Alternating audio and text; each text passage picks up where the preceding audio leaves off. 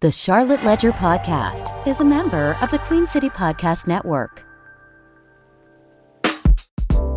Welcome to the Charlotte Ledger Podcast. I'm Steve Dunn.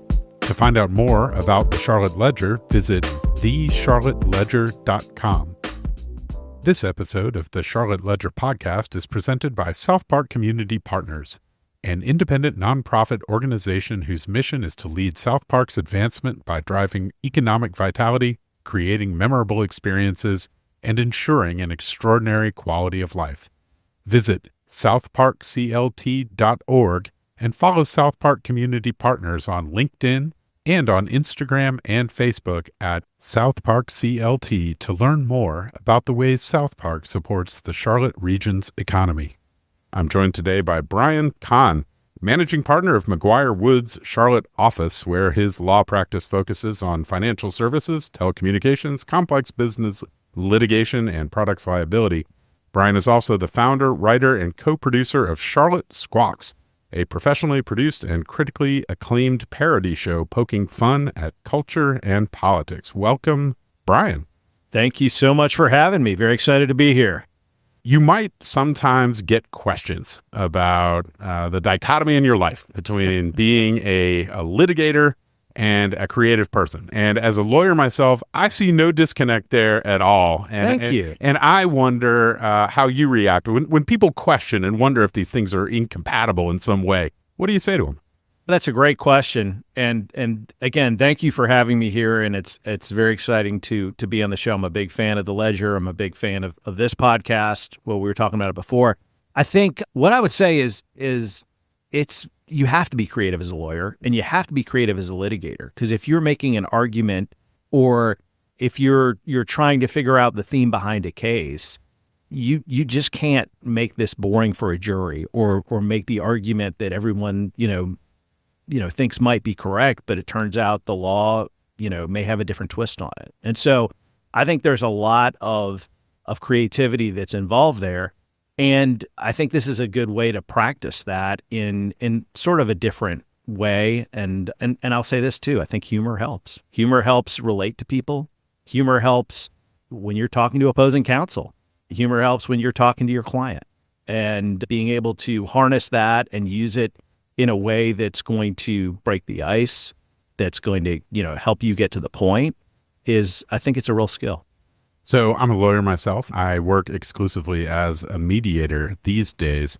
And so a lot of times day to day, I'm talking to lawyers and everybody always wants to tell me about the law and the cases and the argument and how they think they're going to win and everything.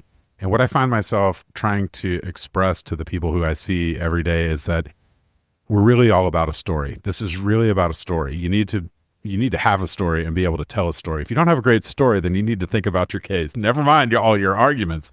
And that's a big part of what show business is. And these things, and a trial is nothing more than a show where you're telling a story. And so the way I see it, putting on a production and telling a story is very much what we do as lawyers and what you're doing in your theatrical performances. It is. I mean, and there's a lot of research too. That's the other thing that people don't understand about humor and Squawks in particular. The humor in this show is very much based on what's happened over the past year. And that means you have to pay attention to what's going on in the news. And I'm a news junkie anyway, so I do. But you have to really understand and digest sort of, okay, I understand that, this bill passed in city council and it involves triplexes and blah, blah, blah. But, if you dive in and you figure out what the tensions are and you figure out, who's for it, who's against it, what's the, what are the nitty gritty details? That's where you can really find those kernels of humor. And that's where you can really, exploit the tension to make everybody laugh. Well, and that goes to the concept of discipline and preparation, which is essential in a law practice as well. The type of research that you're talking about there may manifest itself in your show in just one line, in one song, but it's going to strike a note.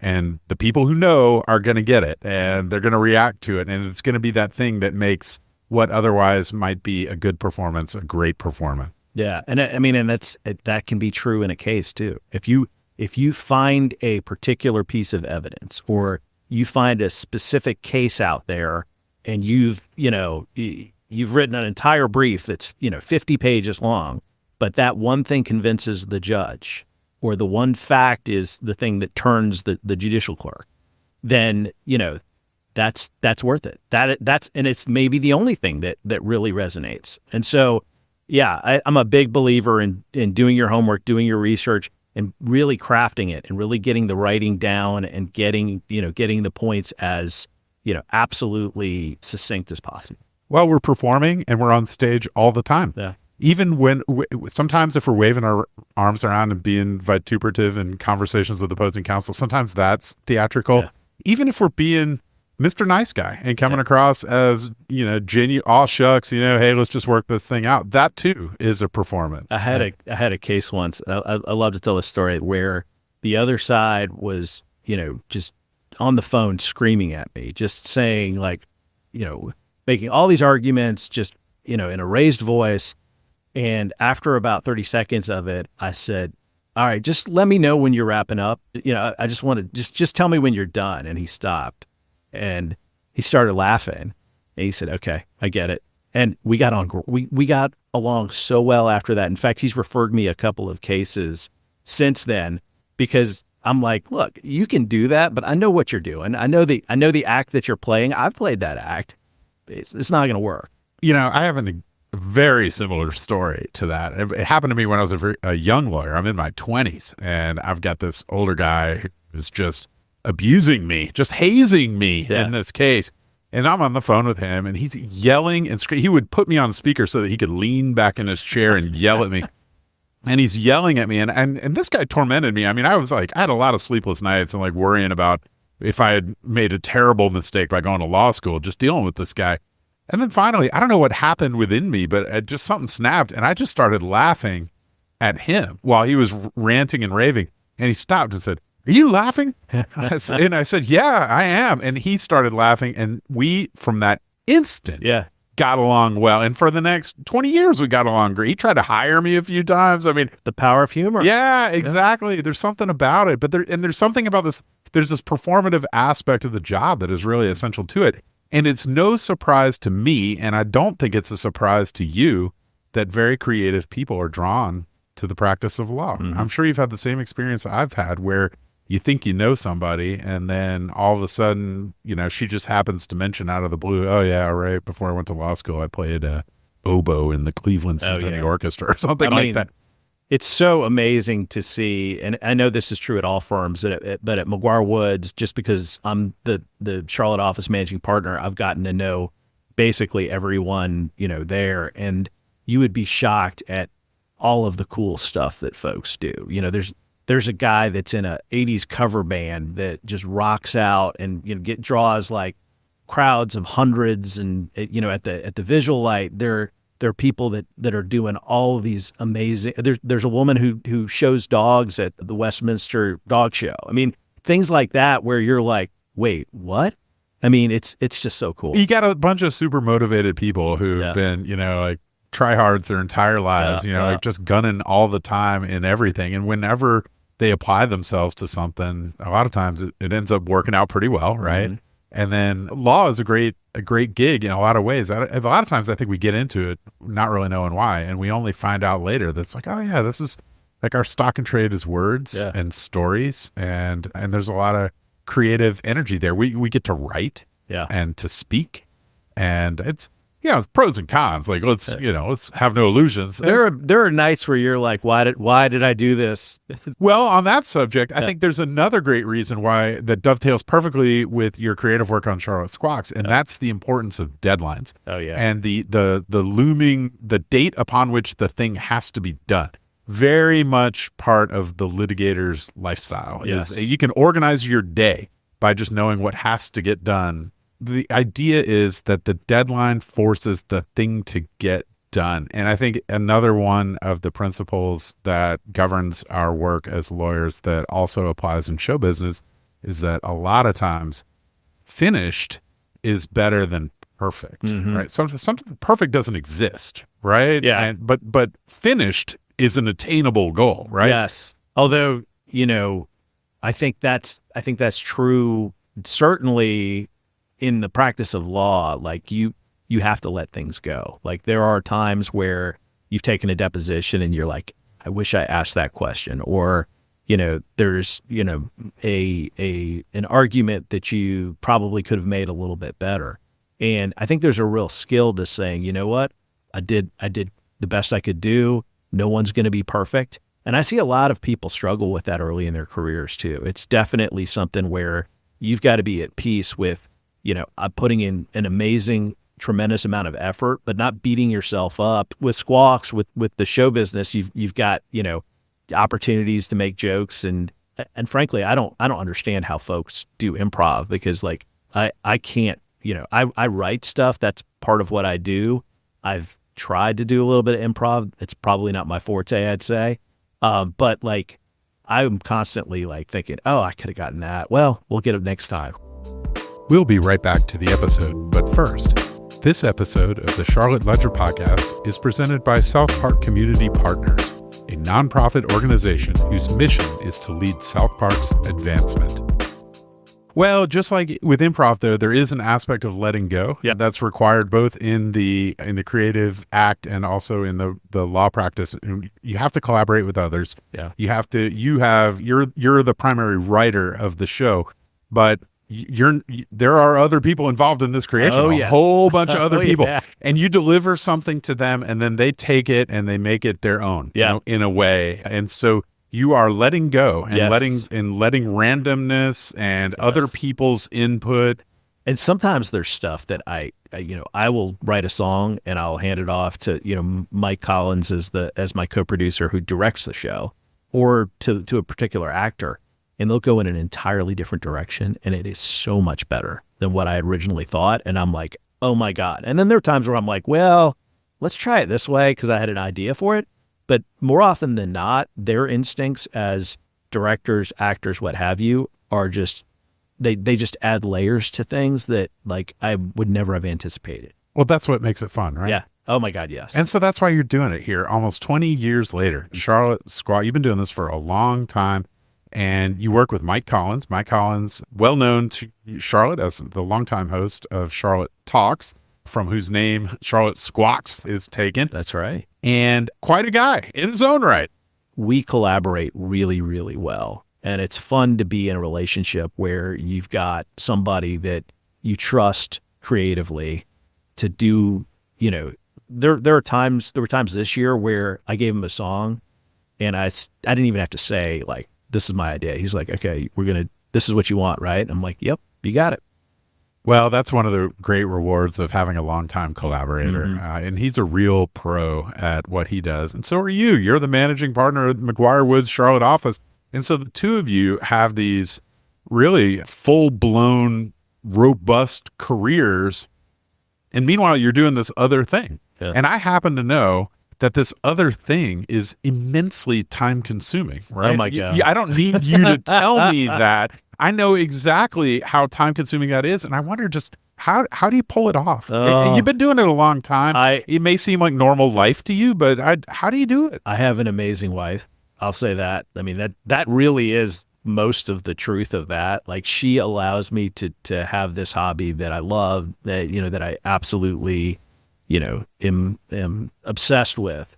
But at the same time, like, there are so many things in the months leading up to the show that I'm just not, between work, which, never stops, as you know, as a lawyer, and the show, which really ramps up a month before we open and is pretty active year round. There's just so much that I need help, covering. And she is incredible. My law partners as well. Certainly there are times where, we're leading up to the show and I need to move some stuff around, or I say, hey, can you take this brief? And they do that as well. And so I'm just blessed to have, incredible people around me that support me. First of all, I say this in all sincerity. It's excellent. Anybody who's familiar with Charlotte will enjoy the production. It's well done. It's funny. It moves right along. It's broken up. You have a formula that works, right? And it's a lot of songs and like a parody news segment similar to like Weekend Update on Saturday Night Live, something like that. Yep. And so it's a fun show, especially for somebody from Charlotte. you get to make fun of the Panthers and the Hornets and local politics, but about the cast, do you have the same folks coming back year after year? Do you do auditions? How do you get those folks on stage? We try to invite the folks back that do it, because they understand the process, and we've been able to find, the best talent, the most, the best singers, dancers, actors, humorists. Like we've been really lucky over the years to accumulate folks that just are good fits.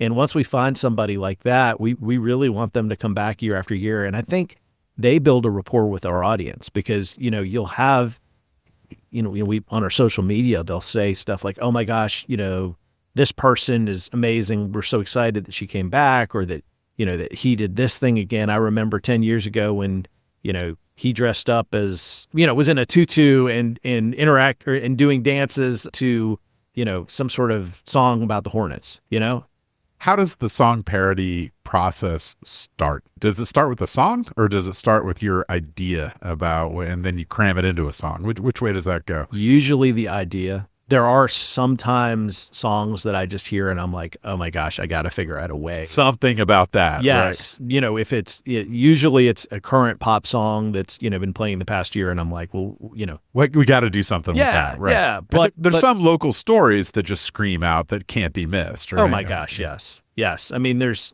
so many great examples of, like, something rises and becomes like a phenomenon, like when Next Door first came out. That was and everybody was on Next Door and doing all of this, like, and you really didn't want to hear all these things your neighbors were saying out loud on Next Door that were I have heard, I don't know if this is true, but I've heard that 50% plus of all postings on Nextdoor worldwide are about dog poop. Well, yes. And so we wrote, like, and that came out, and I'm like, all right, I got to figure out what to do with this. And so, I wrote, One Day More from Les Mis became on Nextdoor, and it became one of our most popular songs because, you start with the idea that everybody's like frustrated. They're on Nextdoor and they're like, oh my gosh, how many helicopter posts, how many, what kind of snake is this post, all of these things. And I just aggregated all these things and threw them into that song. And it was just sort of the perfect match. And that's what I really try to do. And, sometimes more successful than others, but I really try to match the song, the vibe, the ethos with the topic. Once I have that topic that I think is funny and there's stuff there to make fun of. Well, you mentioned your wife. You referred to her as long-suffering and among the candidates for future canonization. Yes. Among her many other trials and tribulations, you both have had a unique experience, and that's of having triplets. Yes. You had triplet sons and then another son. Yes. And you were referring earlier to the challenge that one faces as a full-time professional who also has young kids, but you had it times 3. And as I first started thinking about it, I thought, okay, that would be like 3 times as hard. And then I thought, yeah, maybe not. Maybe 0 to 1 is like really the hard part. And then after that, it's just very marginal. It's like you don't know what normal is. Yeah. And we kind of had it times 1,000 because our triplets were born super early. They were 24 weekers. So Rizel went into labor in the 20th week, and we were able to, the people at Presby were just amazing. We were able to keep them in until 24 weeks and 1 day. And then they were all born. They were 1 pound, 6 ounces each. And we were in the NICU. 2 of them were in for 3 months. 1 was in for 6 months. And, obviously we didn't think that was normal. We knew that wasn't normal. And we were scared, and we were just absolutely, completely consumed. But, you go through something like that, and then you just kind of, you roll with it. And after that, everything doesn't seem that hard. Well, you've been doing this a while now. You and I are talking today because you've been awarded the Charlotte Ledger 40 over 40 award, which it's an illustrious honor, but it's only available to people who are over 40. Yeah, right? I know. So whatever you've been doing it for a while, and you've been a lawyer for a while, and you've been doing Charlotte Squawks for a while. And I wonder at this point how you keep it fresh, what you're doing, and also whether there's an aspect of you that looks to the future and wonders what else might be in store, whether that's refining and honing what you're already involved in, or whether you have other ideas for things to dabble in the future? That's a great question. I really do love what I do. I've really enjoyed building, my practice. I've really enjoyed building Charlotte Squawks, but I'm always getting into new stuff. I always love, my kids pull me into new stuff. Like I'm all into the wrestling and cross country and theater because I was into theater, but I'm starting to rediscover aspects of theater because my kids are doing things like that. And so it's really fun to, start to live vicariously through them as well. In terms of the practice, the office managing partner gig that happened, I guess I got it over a little bit over a year ago. And there are things I want to do in that role that I'm very excited about that I still haven't done yet. But, it's one of those things where you talk about multiple jobs. Like there's so much going on, and there's so many things that, that I'd like to do. How did you end up in Charlotte? My parents abandoned me. I'm from Connecticut. I'm just kidding. They didn't abandon. My parents were in Connecticut, and I grew up there, and they decided they wanted to retire to a place that was a growing city on a lake and had had a great university nearby. And they decided they wanted to be up in Lake Norman near Davidson. And I was a senior in high school, and I thought, okay, and I ended up living with friends and finishing my senior year. I was about to say, you moved your senior year in high school. No. You stayed. Okay. Yes, so I kind of abandoned them, but they moved down here, and I ended up, being here during the summer. I ended up going to Carolina and just falling in love with the city of Charlotte, with North Carolina, with everything, that has to do with Carolina. So that's the story. You got a job after law school. I got a job after law school. I fell in with the wrong crowd and started making fun of the city, and that's where we are. Well, Brian Kahn, we're glad you're here and appreciate very much your spending time with me today on the Charlotte Ledger podcast. Thanks so much, Steve. That's it for today. Thanks for listening. This episode was produced by Lindsey Banks. You can find out more about the Charlotte Ledger by visiting thecharlotteledger.com. This episode of the Charlotte Ledger podcast was presented by South Park Community Partners, a nonprofit who leads South Park's advancement by driving economic vitality, creating memorable experiences, and ensuring an extraordinary quality of life. QueenCityPodcastNetwork.com.